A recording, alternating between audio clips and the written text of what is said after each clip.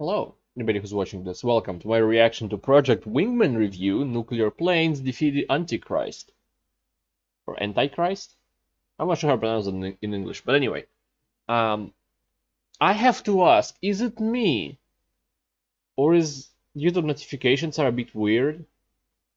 Because this video came out 4 days ago, I'm subscribed to Maxor and all my notifications are on, and I missed it.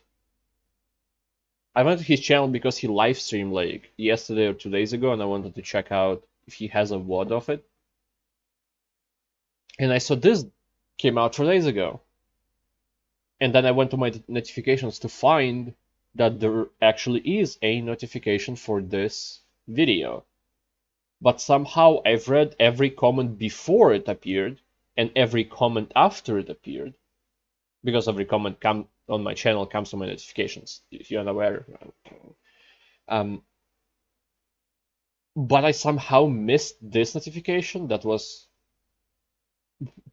possibly more important, because I want to see more videos of Maxor and stuff like that. So I don't understand.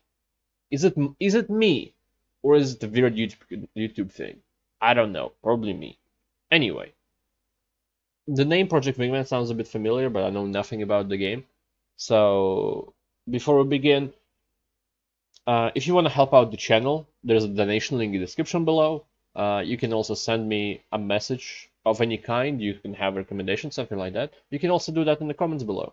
So I'll subscribe for more low effort, low quality content that probably will be late because I didn't see a notification. Anyway. Project Wingman is a game which encapsulates and defines the term competitive genocide. In a world where Yellowstone National Park has had enough, humanity is plunged into a post-apocalypse where the laws of war are null and void. We play as a mute, possibly autistic psychopath, hell-bent on his mission to fight the asteroid. We play as a mute, possibly autistic... Oh, Factoria. Okay. I think it is Factoria. For a second I thought it's like a dwarf fortress or something that Seth did a review on. Psychopath, hell-bent on his mission to fight the Australian Illuminati, featuring such notable species as the land battleship, the battleship, and the battle bus, across a multitude of varied and interesting locations like the apocalyptic wasteland that is Los Angeles. Caught in the middle of a conflict between the Pacific Federation and Cascadia, our protagonist is forced to put aside his fight with Jack Sparrow in Louisiana to conduct a second American Revolution and facilitate tax evasion. As a member of the Sicario mercenary group, you're given the tools of destruction you need to fight off the Antichrist, because in this universe, the UN does not solve conflict, it starts it and then escalates it. So like most problems in the world, we resort instead to base violence as a means of international dispute. Bring your jets, your guns, your bombs, and your napalms, because we're going absolute Barbarossa. Confused? Good. We live in napalms because we're going absolute Barbarossa. Is that what that is? I don't think I've ever seen that animal before. Alright. Confused? Yes. Good. We live in a society where this is canonically as expensive as a Mercedes and holds 182 missiles. So if you want to see a parade of destruction, drama, questionable engineering choices, and King Crimson, then let me be your guide into the wonderful world of Project Wingman. I've seen 5 JoJo episodes, I think. Maybe 6. And also maybe 4. From 4 to 6. But I might do a reaction on that. I don't know, I'm thinking of doing an anime reaction, something like that. That's besides the point. Humanity's first jet-centric game where California finally explodes. I just don't know how to edit those. So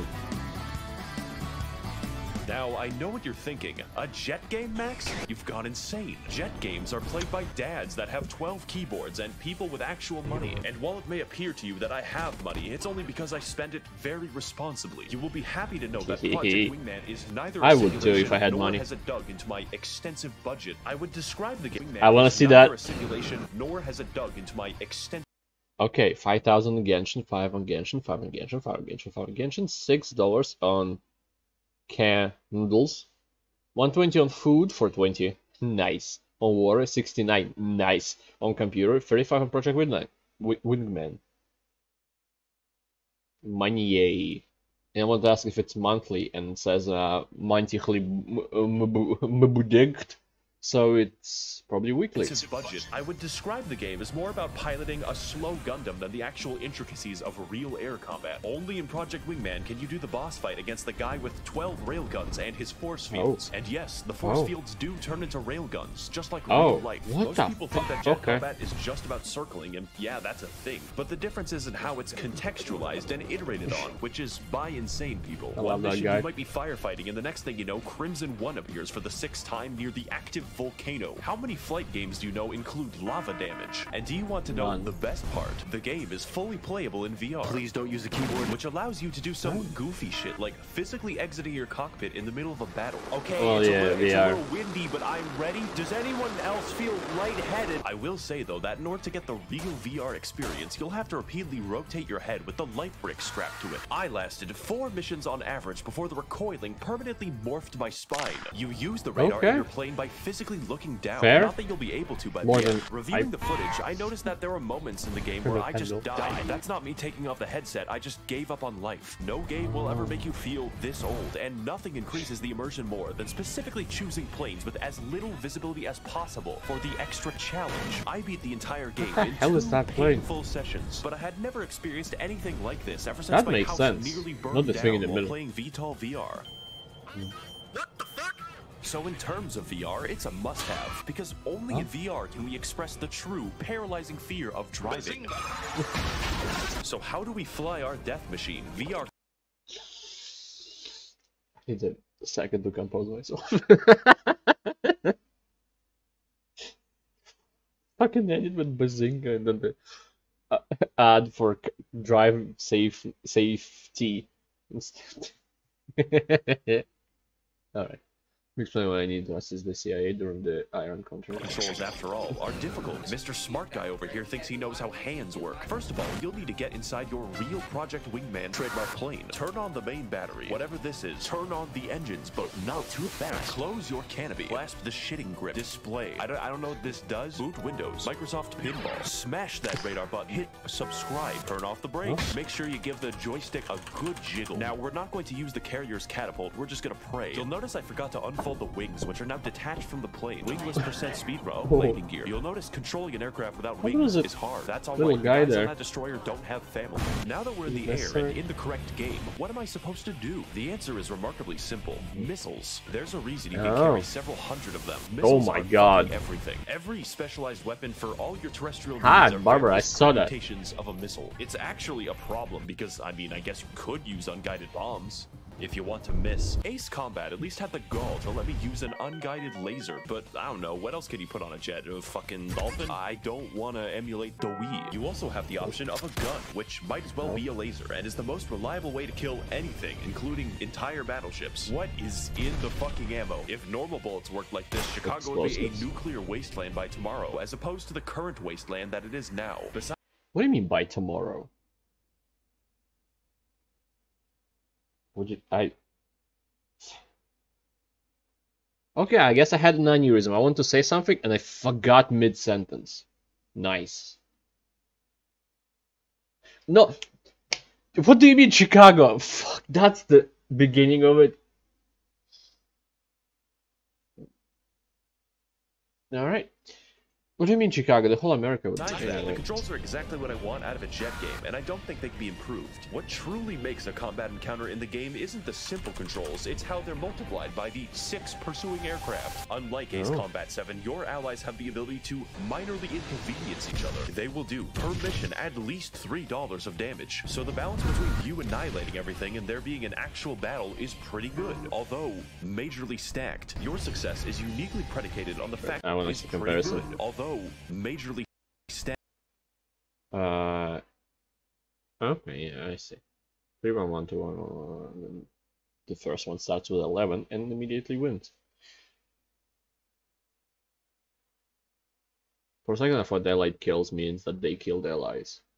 Your success is uniquely predicated on the fact that you play as the world's first bloodless human who experiences literally no side effects from the Jupiter forces that he regularly conducts. You use your newfound power to conduct a series.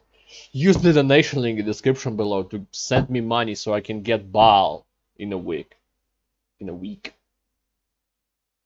I'm joking, but If you want. Of engagements, 21 engagements. I won't That's stop a lot you. of potential war crime trials, which I is probably why will we have stream to it. win. That being said, anything that we do When the update pales in comes out, comparison to maybe. the good accomplished by nuking America. We're gonna have to play catch up. Our liberation will take us all across the video game against all manner of foes, including the planes, the big planes, armies of helpless soldiers with families and dogs, and the Federation fleet. Wait, who is that on my screen? Oh, I mean, mate. Oh no, he's back. But what really stands out are the boss fights. Yeah, about. Yes, the plane game with boss fights. Money, Shinji, gift. in the plane. We have to fight the angels or some shit. As for their weaponry, well, Okay, it's you not won't get physically a reference. possible. In order, you fight Crimson Squadron, French woman, and her Australian babe. It's 4 p.m. Time to get in the plane. Crimson Squadron, and Crimson Squadron's very angry nuclear enthusiast. More about him later. He's a he's a guy. You can probably tell that it's character and the dialogue that That's what keeps you the can say game about alive. most people. Project Wingman would be an entirely different some game people. if you weren't constantly hearing more complaining than a fucking call center. Silence is so rare that when your ally flips his shit and demands people stop fucking talking, everyone is surprised. So just by playing the game, you get a lot of lore. So I think it's a good time to talk about that. Our story begins, like many, in Wyoming. Okay.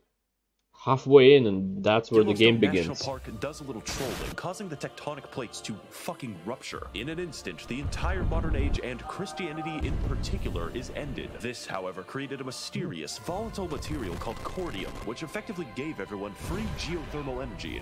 And also bombs. What emerged hundreds of years later are the countries of the Pacific: Neo-Mongolia, Large Hawaii, Oceania, and Cascadia. Oceania in particular was once invaded by a cabal of mercenaries attempting to establish diamond dogs or some shit. Thank God that we had Skullface there to help us out. In fact, nearly every military engagement since then has— Don't spoil Metal Gear Solid 5 for me. I will play it in about 5 years. Don't. That's not the video. That's why I didn't watch your video on it. been swayed exclusively by methed up mercenaries. To prevent further challenges to their rule, the Federation tightened its power to— And I know the story isn't that good in it because what is it? Capcom? Konami? They had to rush the ending and stuff like that, and the last, maybe not the ending, but the last like quarter of the game or something like that. I know, and like Metal Gear Solid 3 has a better story or whatever. I know. It's just the newest one, and the gameplay seems like it's the best in the series, maybe. Include all of the death squads, but primarily Cascadia was just mad that other people were allowed to use the limitless supply of energy that they had and wanted to sell it to everyone else at a ridiculous markup. This sets the scene for a war of independence which you are caught in the middle of, or rather, insert yourself into for money. Now the thing is, Cascadia is a real nation that exists in the imagination of insufferable people, so I can attest that the geography of where I live is well suited to guerrilla warfare. The entire Cascadian fleet, for instance, is one stolen ship called the Eminent Domain. The Federation, though, is not without a contingency plan. All across their empire, the Federation establishes peacekeepers. That's the real name. Elite fighter squadrons of questionable standing. The Federation establishes peacekeepers. That's the real— I just thought Cleese stabbed me for a second, but no. Elite fighter squadrons of question. So, again, I'll pause it again to say sorry for pausing so much, but if I don't pause it for a fucking second, I will miss something. Because, unlike Maxor, I'm not on, like, LSD. Sanity and engagement timing. The peacekeepers are so confident that they arrive late to every single battle that they're in. This directly causes their failure 90% of the time, by the way. The peacekeepers we encounter are the Crimson Squadron, one such group of elites so dedicated that they risked losing their entire air force, went to a volcanic suicide mission, and nuked millions of people because you owned them. Their squadron is led by the infamous and powerful Crimson. Oh, infamous. Such good games. Damn it, Maxor, why did you remind me of that? Even Second Son was okay. But the first two elected the whitest among all Oregonians. Unfortunately, he's quite dedicated. Crimson One's idea of protecting his homeland under the banner of the Federation involves nuking it. Twice. It's like he's trying to make anime. He's saving his people from the pain of living. What barbarism will people slip into if we don't have the common travel? If somebody nukes Japan again, will anime become better? Who knows? passes. He's a blast to fight, unlike his friends. I wouldn't consider fighting his squadron to be the peak of gameplay. The game's bosses can be divided into two categories. Bosses that have railguns, and this shit. You dodge the Crimson Squadron's missiles by rapidly turning as they approach. But Crimson Squadron themselves are always rapidly turning, sometimes at a 90-degree angle, meaning there is no nuance. While pursuing them, you are invincible. Here's how you fight Crimson Squadron. Turn towards them. Fire a missile. Miss. Fire a missile. Repeat like 10 times until they die. Oh, and you gotta do this like 8 different times for each individual plane. I am progressively losing my mind. My name is Cleveland Brown. All in all, dogfights and lore, you know, that's pretty cool, but that's not why you should play the game. Project Wingman is the in my opinion. Oh, hello. Okay. In my opinion, it is a bit better than your enemy flying on a plane that normally would be shot with one rocket, but you have to throw 10. I'd rather they would dodge, and not the set amount, or maybe a random amount of times, or depending on the situation. If there's an undodgeable one, instead of them turning 90 degrees or like 180 just backwards. Anyway. The second one is Ramona, I think, from Scott Pilgrim. The third one is Zoe Deschanel, but I don't know from where. And I know I said the character's name for the second and the actor's name for the third, but fuck off. Maybe the TV series? I don't know. I don't know. Manic Pixie Dream Girl of vehicle combat. Most battles feature building-sized sky ships. That was an entire boss in Ace Combat 7, and the game's just like, well, have 2 of them fight. Fuck it, you use the lasers. Everything you do has a specific melodramatic reason as part of the wider narrative, and just watching that unfold and how it affects gameplay is the real draw. I see no other way of highlighting how this works than to show you, because Project Wingman is a game that you really need to see to believe. Side note, the pacing of this game's missions are amazing. I liked it so much that I made a graph out of it, printed out the graph, and showed it to my neighbors. Excuse me? Excuse me? Out of it. Printed out the graph. Project Wingman pace, lol. Missions crazy. So there are 20 missions. Or maybe 21? Because at 20 before it ends, okay. And it goes up. 1, 2, 3, 4, 5, 6 peaks, and then goes down 7, 8, 9, and after 9 goes back up to 10, 11, and it peaks again, then okay, whatever. Graph and showed it to my neighbors. Excuse me? Excuse me? Can you look at my graph?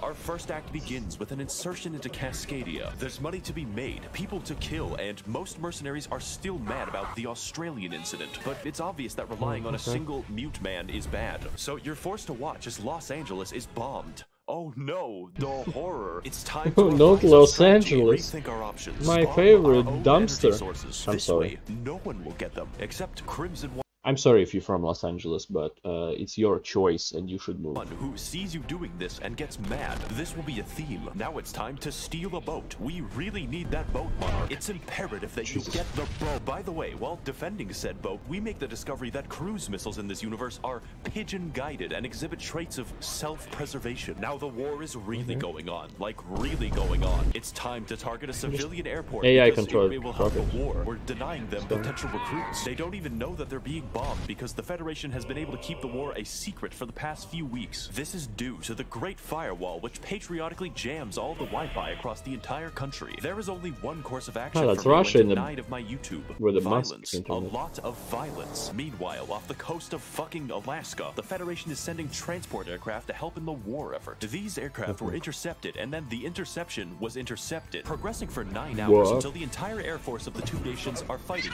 in the same place. Every aircraft. And wow, it's time to talk about that.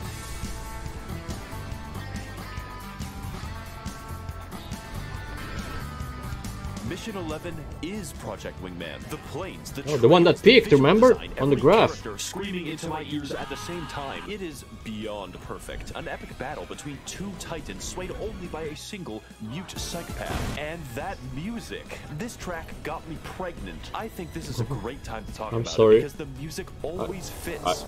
I guess he gets money now because he's the first man to get pregnant. Whether it's low tones for a sneaky insertion or a beautiful symphony rising as More you descend Genshin. into battle, I played this mission without the I'm not sound. calling out every single reference, but I will call out every single Genshin reference.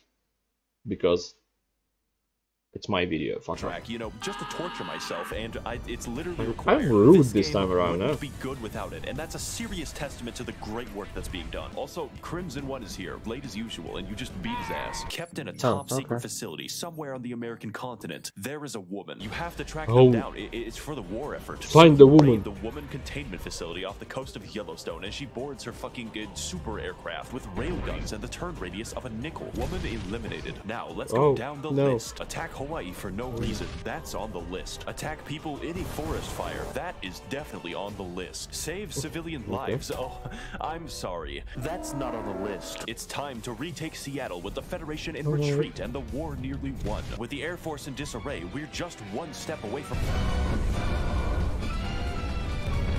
If you're surprised by this, you weren't really watching the video. Do you remember how I said that the Federation basically nukes all of Cascadia? That isn't actually true. The Federation didn't just want to nuke us to win the war. They activated all of the cordium deposits in the ground. And do you remember when I said those were used for bombs? That's right. These fuckers just started a second apocalypse. In other video games, war is hell. But in my god, what the fuck? War is fucking orange. On our way back, we're assaulted again by the same woman. But at this point, I don't care. My retinas are damaged. The Fallout New Vegas part of the game has begun, and we're being sent to seize all of the bomb caps that we can hold. Thank you for Joshua Graham. You may notice the game is now very, very orange. That's what the entire rest of the game looks like, and yeah, it hurts. Almost immediately, we're sent back to Seattle to dab on the hordes of homeless people. This is when Crimson One returns, and this time he's very mad. He nuked his house to kill you, and that didn't even work. This leads to a dogfight, which is the dogfight for Mission 11 with additional mental illness. It's clear from the dialogue that Crimson One is not used to losing. Let's help him learn.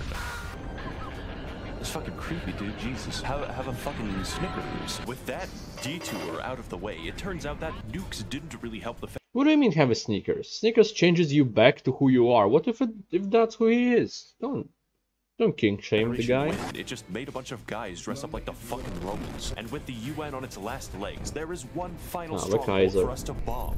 Los Angeles. Fucking finally. We struggle to take the city, fighting foes in the air, on the seas, and attempting to flee my bullets. But after a long and arduous fight, we stand victorious over the city as the music begins to pick up in the back. God fucking damn it. He just does it again. But why wouldn't he? Project Wingman's story is not a Homeric epic. It's not very realistic, nor is it reasonable on any level. But standing over the ruins of everyone that I hate, the sunny D flashing before my eyes, I come to the realization. Above all, Project Wingman is fun. None of the disparate parts of this schizophrenic game by themselves. The combat is not Devil May Cry. The lore is not Tolkien. And we are not going to overcome our pride and prejudice. When you make a list, the game doesn't really seem that impressive. But like a chef, if we mix our ingredients well, cook at thermonuclear temperature, and add enough rat poison, we will create a spicy blend that's so out of this world, so balls to the wall, that it makes everything taste perfect. The motivation of our final boss makes no fucking sense. His arc is schizophrenia, and his obsession with you is fucking funny. I've never seen someone write a character based exclusively off of projection, but standing where I am now, there's no one I'd rather fight. He's the perfectly goofy antagonist for a game mostly comprised of clown behavior. The music, the drama, the retinal damage. This fight is as ridiculous as the rest of the game, and I wouldn't want it any other way.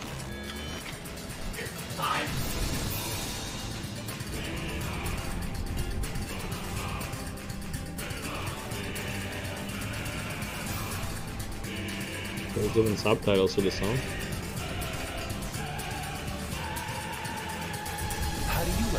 You son of a bitch. I would like to thank my benevolent weapons manufacturers and defense contractors for funding this channel boys and girls. My deadly purchases. If you want to contribute towards the channel and ensure perpetual conflict, you can head to my Patreon to learn more. Thank all of you for watching and flying, and of course, your salvation is at hand. To be honest, Maxor, I do want to sponsor you. No, that's not the word. I do want to pay you on your Patreon because your content is fantastic. But I'm fucking poor, and every piece of technology I have is outdated or dying. You know what? And or. Anyway, this was amazing. I understood about 20% of it because, again, I'm not on drugs unlike MXR. I'm Maxor. And yeah. But the game, like the main thing he said, that the game is fun. And that's what most important thing is. At least for me, for the game. The story could be fucking bullshit, but if gameplay is fun, well, great. Like some people say that Genshin has what's the word? Ordinary? No, not ordinary. So, like cliched storyline or like cliched story. Like who cares? There are a lot of side quests that are actually fun. You find out different things about the characters, and then like main storyline of the new Inazuma that came out is quite interesting, and you want to get to the bottom of it. Also, Leo had interesting quests, so Mondstadt is kind of the only more or less cliched one. Even though Leo was predictable, it still was interesting to see it unfold. And yeah, I'm talking about Genshin now, but he put so many fucking references in it that I can't not think about it, and I'm gonna play this after this video. Okay, I'm gonna be reasonable, then I upload this video, I schedule it, and then I will play it. That's how you do work, kids. No, that's not. And that's how you shut up. So, thank you, anybody who watched this. I appreciate it a lot, and I hope you see you next time. I'm sorry if you expected this on day 1. I'm blind, and it's 4 or 5 days later until it comes out. So, thank you again for watching this. I appreciate it a lot, and hope to see you next time. Goodbye. Have a great life, because one of us has to.